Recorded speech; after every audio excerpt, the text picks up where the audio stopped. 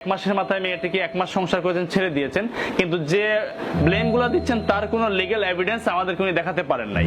দ্বিতীয় বিয়ে করা লাগবে না, যদি আপনার কাছে দ্বিতীয় বিয়ে না দেয়, এই জন্য আমি দেশ এবং সবার কাছে আমি আহ্বান জানাবো আপনার চেহারা চেনার জন্য ইমরানের ভিডিওটি বেশি বেশি করে শেয়ার করবেন, যাতে আর বিয়ে না করতে পারে, সারা বাংলাদেশের মানুষ দেখো। হাজবেন্ড ওয়াইফ যে ছোটখাটো বিষয় নিয়ে যে ঝামেলাগুলো হয় হইতেছে, কারণ বিয়ের কিন্তু মাত্র 1 মাসের মাথায় আমি চলে গেলাম জাহাজে। এরপর একটা বিষয় নিয়ে তার সাথে আমার একটু কথা কাটাকাটি হয়েছে এবং সে খুব বাজেভাবে আমাকে রিপ্লাই করছে, বাজেভাবে। এটা আমি তার মাকে জানাইছি, আমি হাসতে হাসতে জানাইছি যে দেখেন ও যে এইভাবে কথাবার্তা বলে এটা তো ঠিক না, এগুলো তো উচিত। মানে কি বলে আপনাকে গালাগালি করে? হ্যাঁ, গালাগালি করছে সে, খুব গালাগালি করছি আমি। আচ্ছা, তারপর খুব বাজেভাবে সে গালাগালি করে। যাই হোক, এটা আমি তার মায়ের সাথে শেয়ার করি। মানে ছাড়ার কারণটা কি? না না, শুনেন না, আপনার সব শুনতে হবে তো। ওইটা আমি তার মায়ের সাথে শেয়ার করছি। শেয়ার করার পরে সেও কোনো রিয়েক্ট না, বা তার পক্ষ থেকে বিন্দুমাত্র কোনো সরি না, কিচ্ছু না, নাথিং। মানে এটা কিছুই না। সে কিভাবে কথা বলতে পারে, কিভাবে বলতে পারে না, আমি রাগ করে 2-3 দিন তার সাথে কথাও বলি নাই, কিন্তু এটা নিয়ে তার কোনো হেডেক নাই।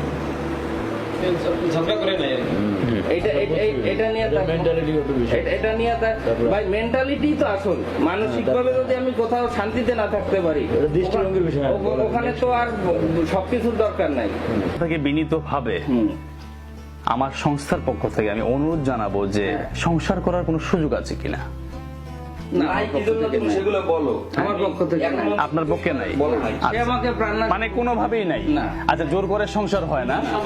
এখন প্রথম কথা হচ্ছে, যদি মেয়েটার কোনো আপনারা ভাইয়া কথা শুনেন, এই শুনলাম শুনুন, যদি মেয়েটার কোনো আপনারা চারিত্রিক দিক দিয়ে কোনো ধরনের অকারেন্স দেখাতে পারতেন এবং সেটা আপনার প্রুফ অনুযায়ী, তাহলে আমরা ধরে নিতাম যে, আমি বলি ভাই আমার কথা শুনেন আগে আপনি, সেই ধরনের কোনো কিছু আপনাদের কাছে নাই। 1 মাস সংসার করলেন, আপনি মেয়েটাকে ছেড়ে দিলেন। আমি একটা জিনিস বুঝতে পারছি যে আপনি খুবই সম্ভ্রান্ত ফ্যামিলি আপনারা, এবং খুবই, আমি বলি আমার কথা বলতে দেন আপনি খুবই ইগোওয়ালা লোক, আপনার খুব ইজ্জত আছে। এই মেয়ে আপনার সাথে যায় না, এই মেয়ের সাথে আপনার সংসার জীবনও হবে না। আপনার এত ইজ্জত যেহেতু আছে এবং ইগো আছে, পুরুষের যে কাজ, ইনস্ট্যান্ট জাস্ট নাও তার কাবিনের টাকাটা দিয়ে লিখিতভাবে তাকে বিদায় করে দেন। এই ছোট বোন শোনো কি বলি আমি, আমি তোমার সাথে কথা বলবো। তুমি যথেষ্ট, যতটুকু আমি দেখেছি তোমাকে গিয়েছো, তুমি ভালো একটা মেয়ে, আমরা যতটুকু দেখেছি সবই আল্লাহ পাকের ইচ্ছা। তোমার এর চেয়ে ভালো কিছু তুমি পাবে, এর চেয়ে ভালো কিছু পাবে, এই ছেলের চেয়ে ভালো কিছু তুমি পাবে। এই ছেলে দিয়ে তোমার সংসার যাবে না, কারণ জোর করে সংসার হয় না।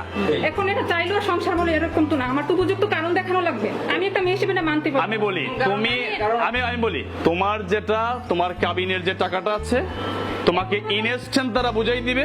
যতক্ষণ মতো বুঝাই দিবে না, তুমি এখান থেকে যাবে না। আমি এসে সংসার করতে ভাইয়া, আমি কাবিনের টাকা নিতে আসিনি। আজ কাবিনের টাকা নেওয়ার হলে 6-7 মাস আগে আমি টাকা কিনে না শোনো, না এখন জোর করে তো সংসার হবে না রে ভাই।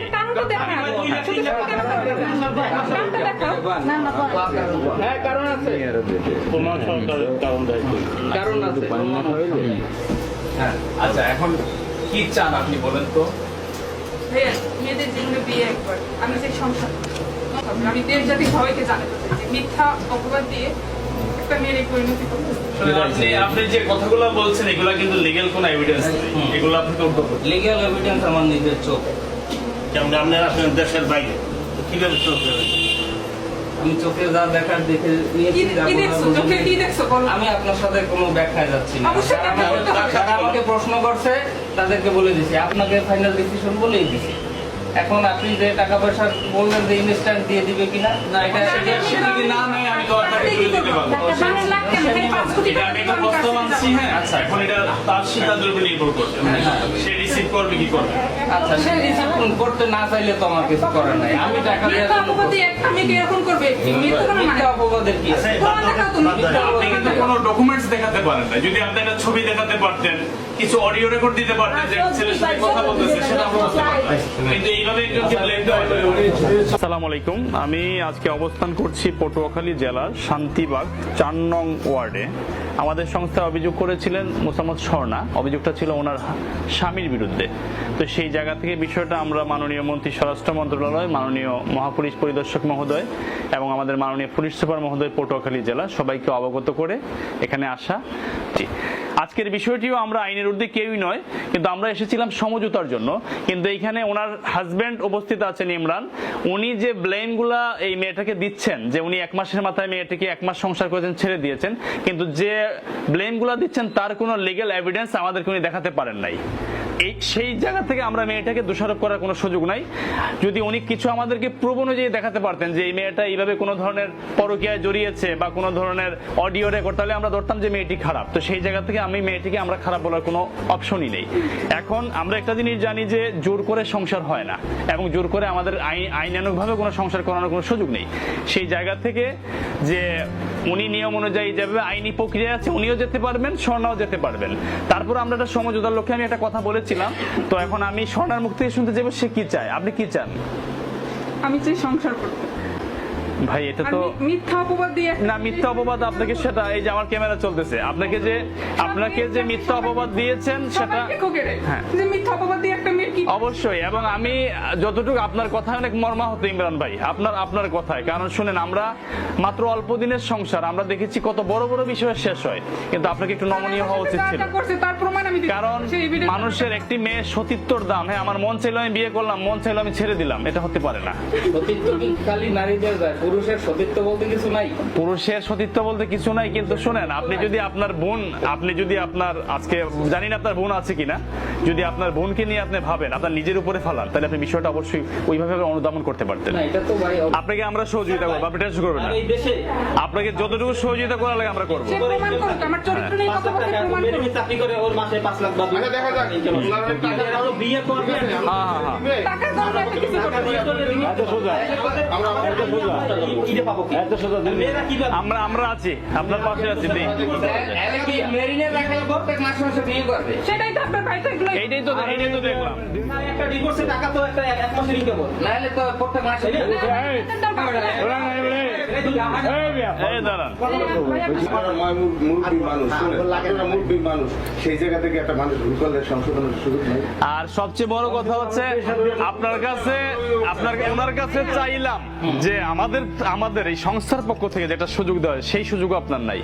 অবশ্যই দেশ এবং জাতির কাছে আপনার মুখ উন্মোচন করা উচিত। দেশ জাতি সবাই ওই যে দেখতেছো তো আপনি দ্বিতীয় বিয়ে করা লাগবে না। যদি আপনার কাছে দ্বিতীয় বিয়ে না দেয়, এই জন্য আমি দেশ এবং সবার কাছে আমি আহ্বান জানাবো আপনার চেহারা চেনার জন্য। আপনাদেরকে এইভাবে বললাম। হ্যাঁ, তাহলে আপনি বুঝাইতেন আপনার বাইরে একটু চেষ্টা করে দেখতেন। বুঝাইছি না বুঝাইছি একই স্টেটমেন্টে আজকে বলদ হয়ে গেছে যে বুঝাইছি না বুঝাইছি জিজ্ঞান আমি তো কইছি এখন এই মুহূর্তে আমার বাপ মা আমরা কোনো কথা কম না, এখন মিলতে করেন একটু বসবেন। এরপর কি কমু না রোজার মানে এখন কি না আমাদের লক্ষ্য আর কি বসবো না না বসা, আমি এখনো বলছেন আপনি যে কথাটা বলছেন। না ঠিক আছে ভাই, আপনি এখনো ঠিক আছে। একটা তো তারে সুযোগ দেওয়া উচিত ছিল। সংস্থার থেকে, আমার সংস্থার পক্ষ থেকে আমি চাইলাম সেই সুযোগ, আমি বলে যাই সেই সুযোগটা সে দিবে না। ওই যে ইমরান, ওই চেহারাটা লবার জায়গাতে বিয়ে করবে আর টাকা হলে ছেড়ে দিবে। এই ইমরানের ভিডিওটি বেশি করে শেয়ার করবেন যাতে আর বিয়ে না করতে পারে। সারা বাংলাদেশের মানুষ দেখো যে এরকম টাকা হইলে বিয়ে করে। বেশি করে শেয়ার করবেন যাতে ওর মুখ সম্মোচন হয়।